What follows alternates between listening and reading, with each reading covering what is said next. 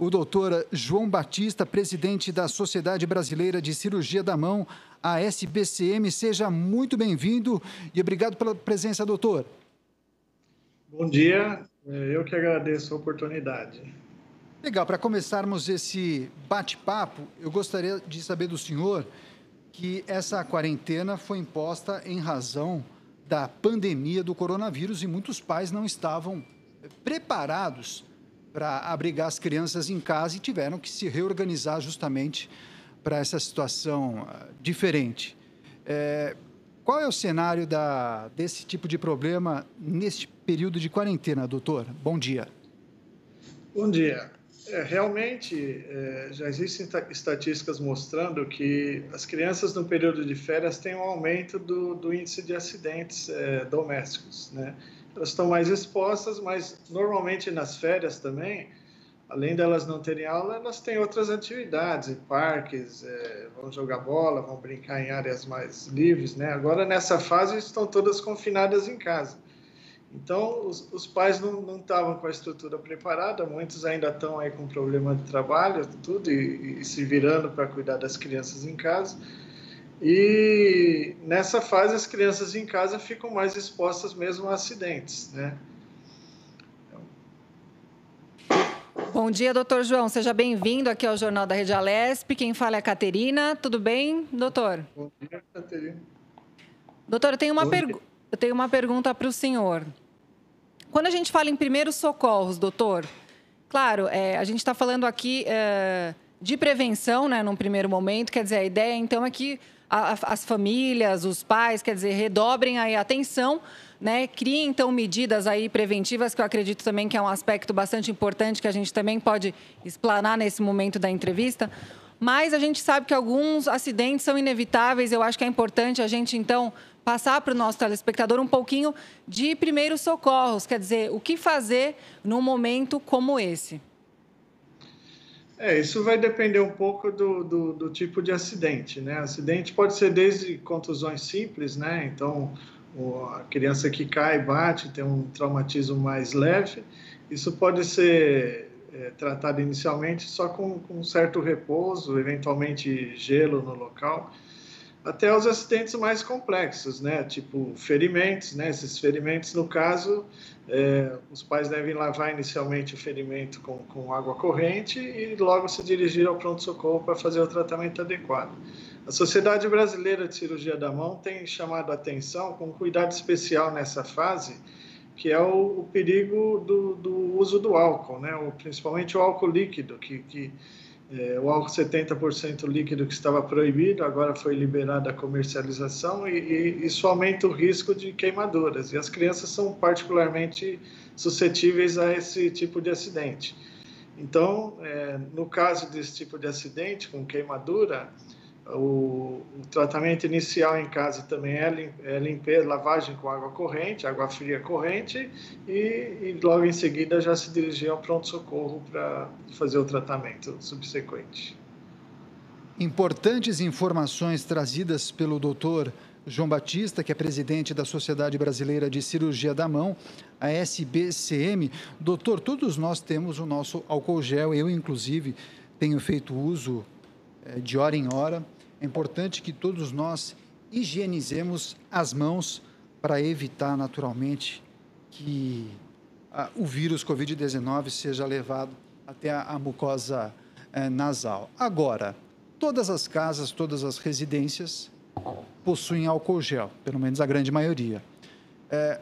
Como os pais podem administrar esses itens em casa e como eles podem evitar que as crianças consigam acessar os potes e também os outros produtos químicos que geralmente ficam em casa e aí é muito mais fácil das crianças acessarem por estarem nas suas residências. Que avaliação o senhor faz desse cenário?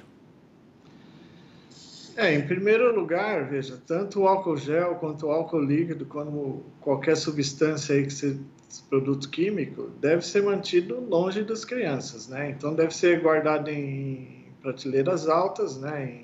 Em armários altos, onde as crianças não têm acesso longe também de áreas que estejam sujeitas a fogo, então cozinha não é o lugar ideal para guardar esse tipo de substância, né? Mantendo isso, a criança tá menos exposta, tanto ao acidente por queimadura ou eventualmente por ingestão, né?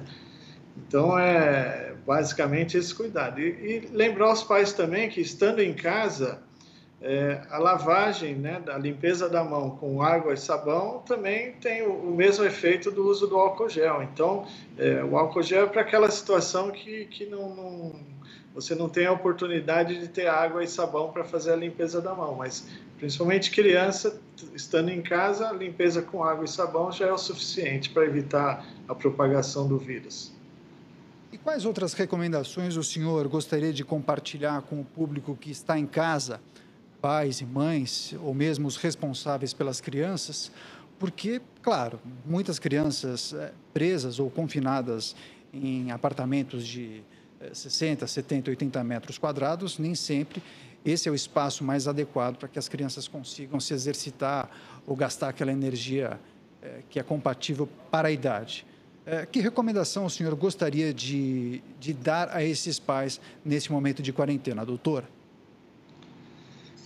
Principalmente no quesito aí que nós estamos abordando, que é prevenção de acidentes, é estar sempre vigiando, né?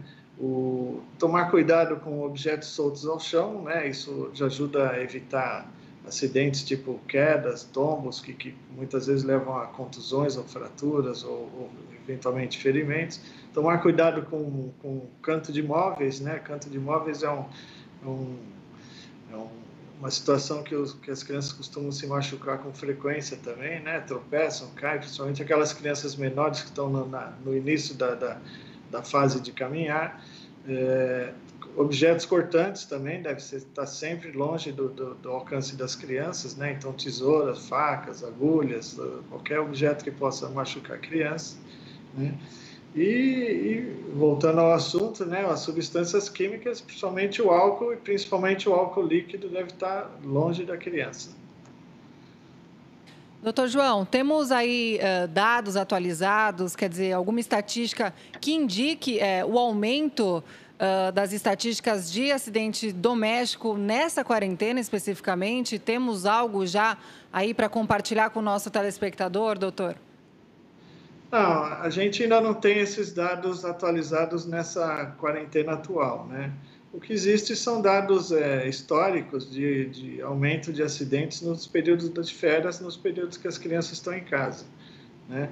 Mas é uma situação atípica, essa situação que nós estamos vivendo, porque as crianças, os pais, as famílias e sem oportunidade de sair para fora da casa, então aumenta muito esse risco de acidentes dentro de casa nesse período. A gente espera que vai acontecer um aumento do acidente.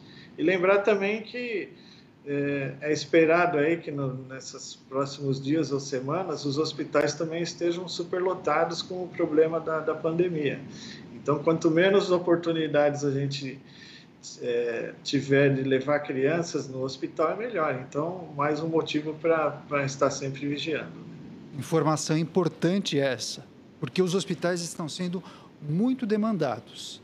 Então, todos os leitos, ou grande parte dos leitos, está destinada ao atendimento dos pacientes com Covid-19. Então, tudo aquilo que a gente puder fazer para evitar usar a estrutura médica para outras coisas é um ato de cidadania, é ou não é, doutor? Com certeza. Toda as equipes de saúde, né, médicos, enfermeiros e todo tipo de pessoal que trabalha aí na área de saúde, desde o faxineiro que limpa, que faz a higienização dos hospitais, dos pronto-socorros, dos postos de saúde, estão todos mobilizados para esse atendimento que se espera que tenha um aumento exponencial aí nos próximos dias ou semanas.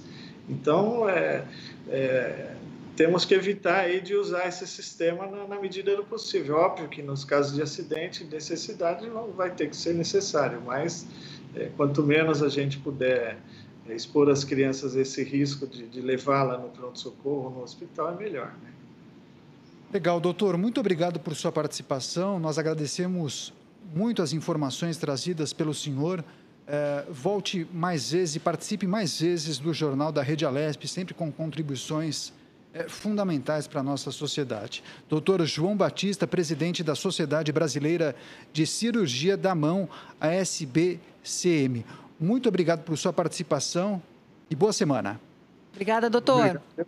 Eu que agradeço a oportunidade e a Sociedade Brasileira de Cirurgia da Mão está ao dispor. Muito obrigado.